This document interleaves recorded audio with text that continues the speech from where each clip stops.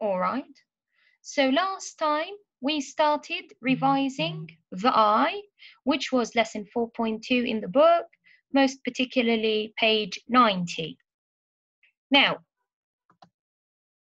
in the previous class, we covered the following objectives. We talked about the definitions of sense organs, we defined receptors, stimuli, and we as well were able to recognize different parts of the eye, and we as well described the function of each of the parts of the eye.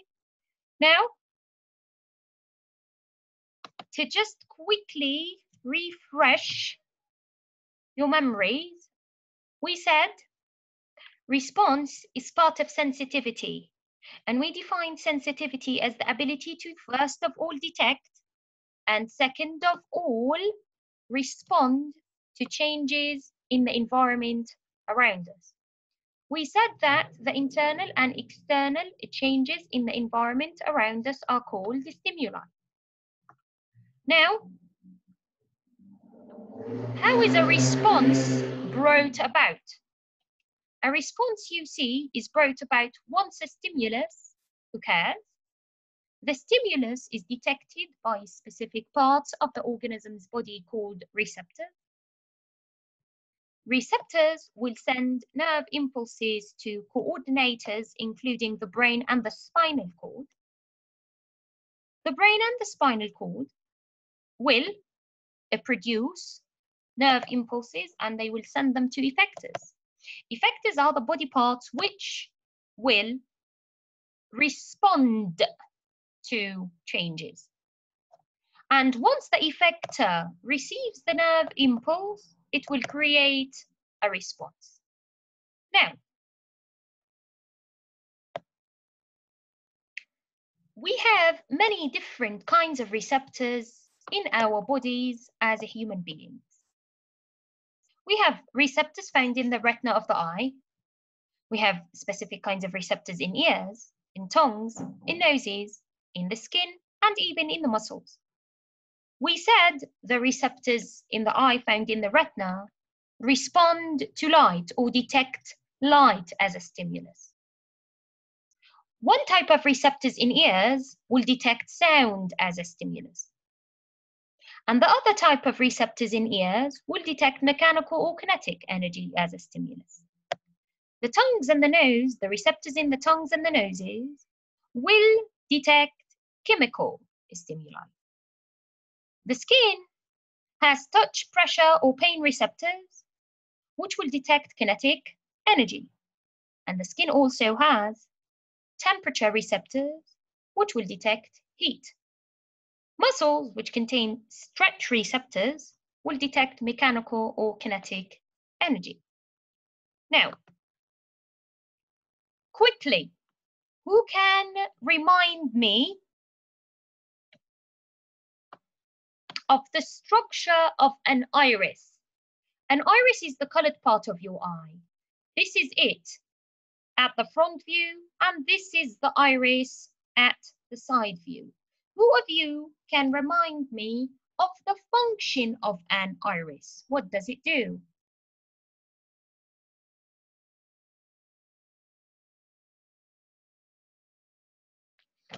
هلا.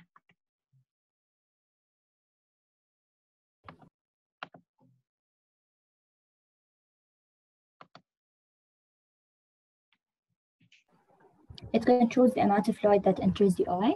Excellent. The iris will control the amount of light going into the eye. Now, what about the function of the sclera? The sclera is at the very it's the toppest layer of the eye, so to speak. It's right here. This white part is the sclera. Who of you can remind me of the function of the sclera? Sarah. It protects the eye. Exactly. It actually protects all of the inner parts of the eye. Very well. Now, if we can see here we have the lens. Who of you can remind me of the function of the lens? Rama.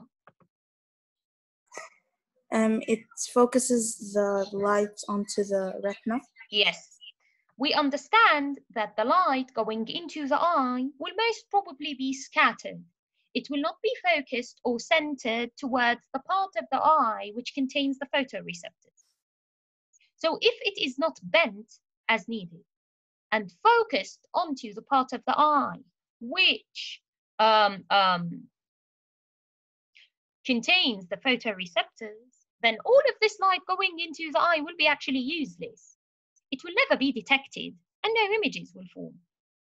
This is why the function of the lens is to bend the light as needed and focus the light onto the retina, where photoreceptors exist, so that most of the light going into the eye can actually be detected. All right. Now, do you have any questions so far?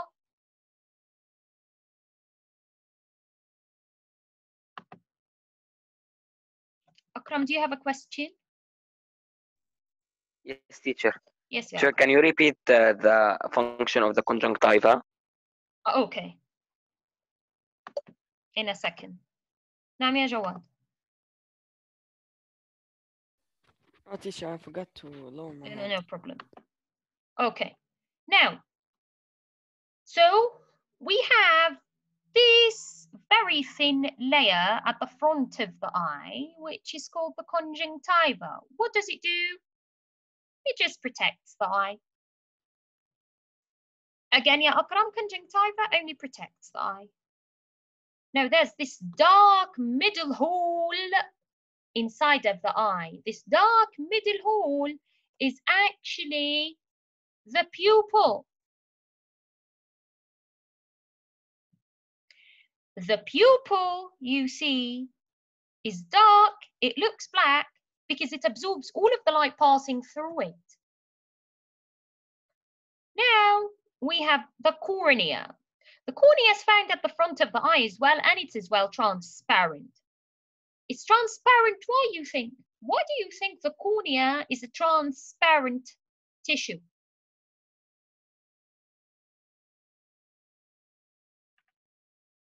يا حلا.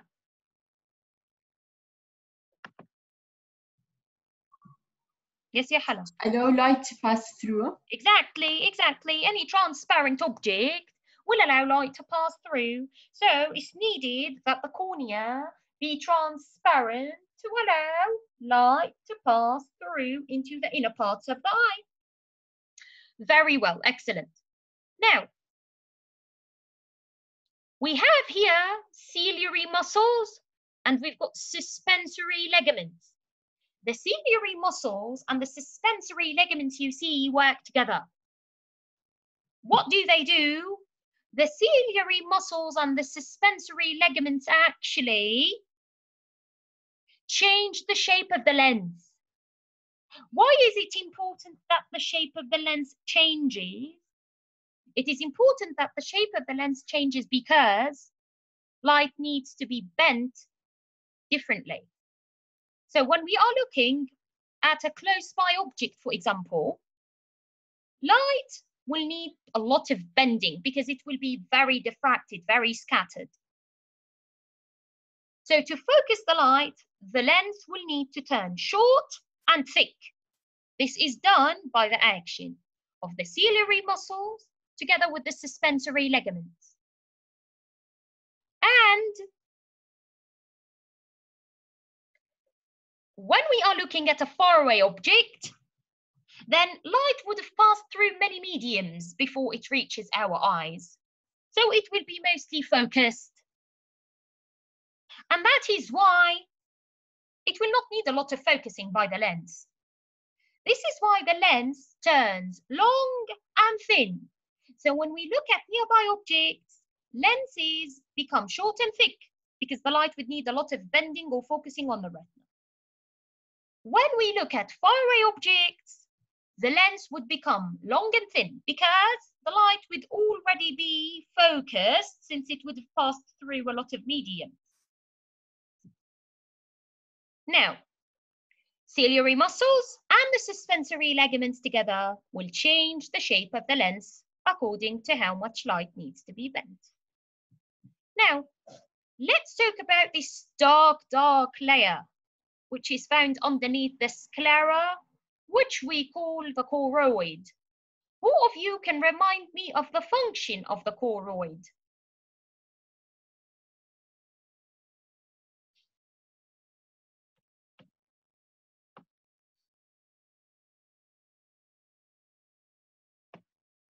Yes, Akram. The choroid will absorb the light, so there can be no light loss. Exactly, so that we do not lose the light as it scatters out of the eye and through other parts of the eye. Yes, so that most of the light hitting the eye could be used, actually. Very well, Yakram. Okay, now, this is the retina. The retina is the tissue that contains the photoreceptors. We said we have how many types of photoreceptors in the eye? Why am I seeing the same hands over and over again? Sirin Ismail. 2 types. 2 types of receptors. Who can tell me what do we call these 2 types of receptors we have in the eye?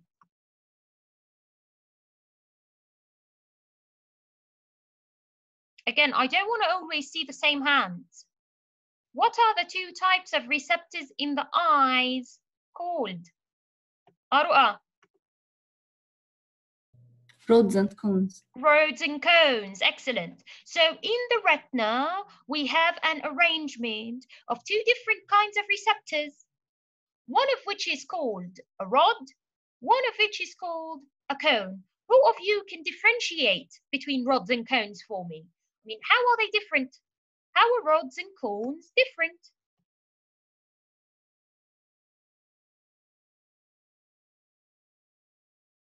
Hanan. Yes, ya Hanan. Okay. Yeah, the rods will work in dim light. Excellent. And the cones will only work in a bright light. Yes. Or we can say it's as well going to be accepted by the marking scheme if candidates say that rods work at low light intensities and cones work at high light intensities. Absolutely. Now, since rods are activated in dim light and since cones are activated in bright light, the images formed as a result of detection of light by rods are different than the images formed that are detected that are formed as a result of cones detecting the light. How are the images formed by the detection of light by rods different from the types of images formed through the detection of light by cones? Who can tell me?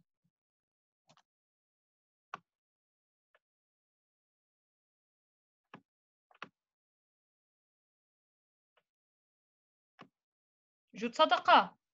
How are the 2 types of images formed different?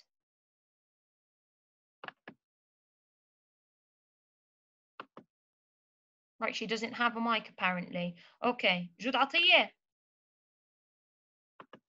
Yes. Yeah. How are the 2 types of images formed by rods and cones different?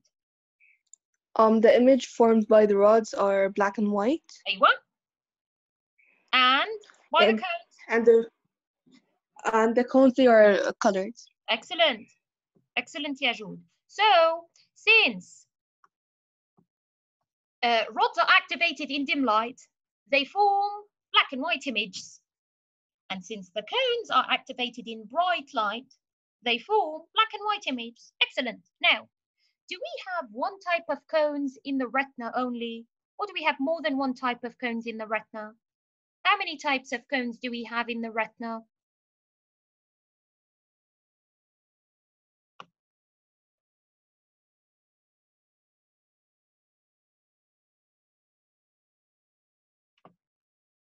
Let's see, Huda. How many different types of cones we have in the retina? Your mic is not working, I think. Yeah. All right, let's see. Marah, how many different types of cones we have in the retina? 3 types. Excellent, 3 types, yes. Okay, very well. What are these 3 types? Blue, green, and red. Aywa. Now, can any one of you tell me what is the difference between the green cones, the red cones, and the blue cones, the 3 types of cones we have in the retina?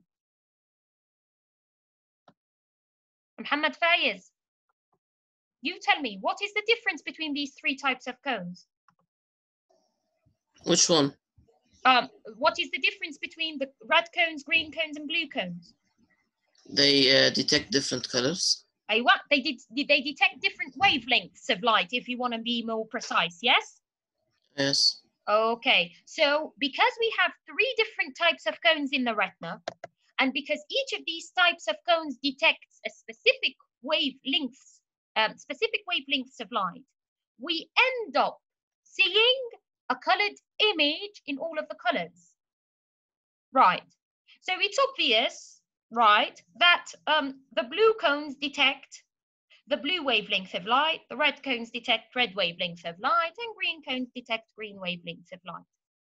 Okay, now who can tell me, who can describe the distribution of these photoreceptors in the retina? How are these photoreceptors distributed in the retina? Who can tell me?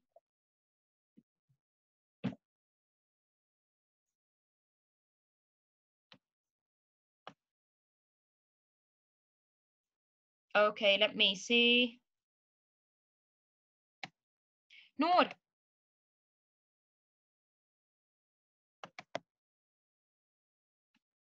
All right, it seems your mic is not working. Let's see. Rahaf.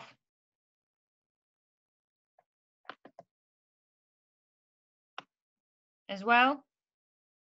Okay. Arua.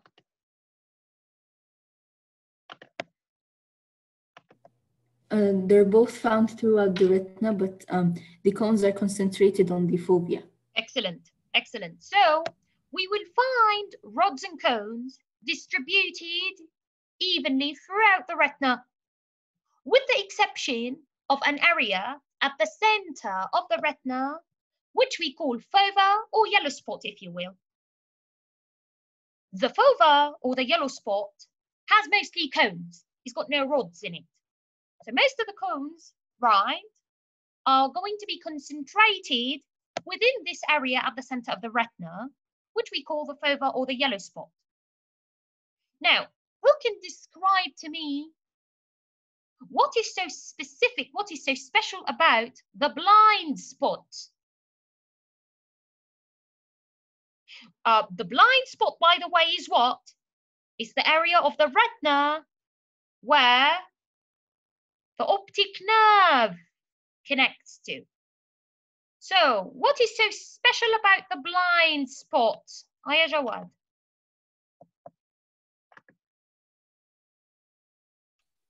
Yes, Jawad. It doesn't have any receptors. Exactly. No rods, no cones, no types of receptors will be found in the blind spot. So, will any light hitting the blind spot be detected? Bashar, will any light hitting the blind spot be detected?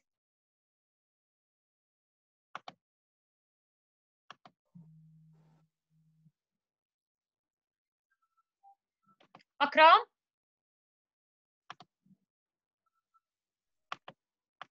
Yes, Akram. No, teacher. No. Because there is no any receptors to detect the light. Exactly. And the only parts of not only the eye, any other organ in the body that will detect any kind of stimulus are the specific receptors to that stimulus. If I don't have the receptors, this means there will be no detection of the stimulus whatsoever. And since I do not have any receptors, no rods and no cones in the blind spot, This means any light hitting the blind spot will not be detected. Very well, excellent. Now, who can remind me of the function of the blind spot? Yalla, who can tell me what will blind spots do?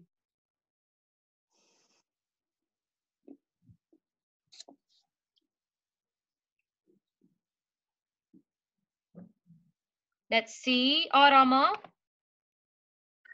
And the blind spot is connected to the optic nerve, which will send basically, electrical it's the waves area, to the brain. It's the area where the optic nerve connects into the eye, right? Yes. Well, now who can tell me what is the function of an optic nerve? Why does it exist?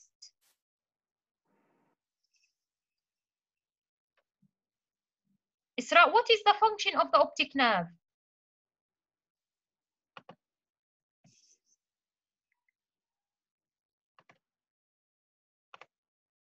طيب, let's see. Nabi.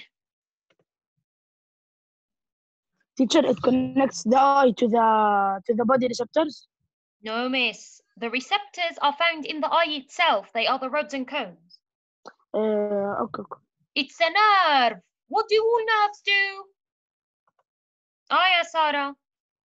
It transfers the impulses to the brain. Excellent. It transfers nerve impulses or electrical signals from the receptors in the retina, the rods and the cones, which detected the stimulus, into the brain, which will allow an image to form and allow us to see in the first place. If it weren't for the brain, then any stimulus detected by the receptor will not be, we will not respond to it. The brain, it translates the stimulus into what we feel, what we see, what we hear, what we taste, what we smell, and so on and so forth. So basically, what happens in the optic nerve is the following. Light energy is going to be converted into electrical energy. This electrical energy will be transmitted or transported to the brain for the brain to tell us what kinds of objects and images are we actually seeing. Yes, ya Akram.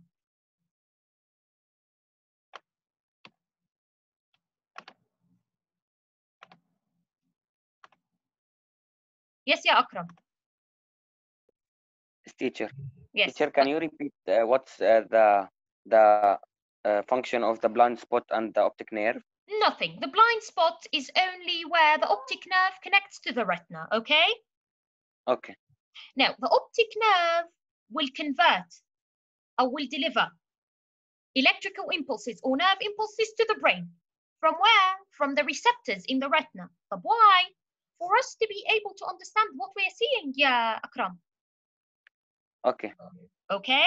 Thank you. Now, Teacher. in order for a signal to be transferred from the optic nerve to the brain, for us to understand what we're looking at, a light energy detected by the receptors in the retina must be converted into electrical energy, because only electrical energy will pass through nerves. Okay? Okay. So after this conversion, after light energy is converted to electrical energy, this electrical energy will pass all through the optic nerve up until it gets to the brain. Once it gets to the brain will process this kind of electrical energy and produce an image which we actually see. Okay. Students, do you have any questions?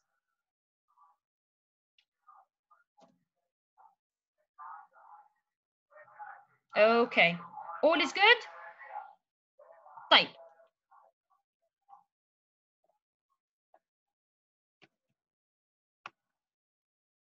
Now, always remember the different areas of the retina. Always remember that the retina contains the photoreceptors, and these photoreceptors are distributed evenly throughout the retina. And always remember that there's an area at the center of the retina, which contains only cones and no rods. Always remember that the area of the retina where the optic nerve connects to is called the blind spot. And the blind spot doesn't contain any kinds of receptors, no rods and no cones. So any light hitting the blind spot will not be detected because there are no receptors to detect it. Do you have any questions?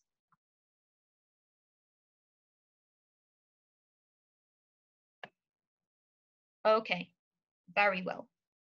Now, our class for today is over. This class will be, I'm recording this class actually right now. We are going to upload the link of the class on YouTube. If you would like to go over the details we've mentioned during our session for today, again, you will be able to. Anyone, do you have any questions? All right, just a quick note before we close. Always keep in mind to go into the meeting with your first name and your family name.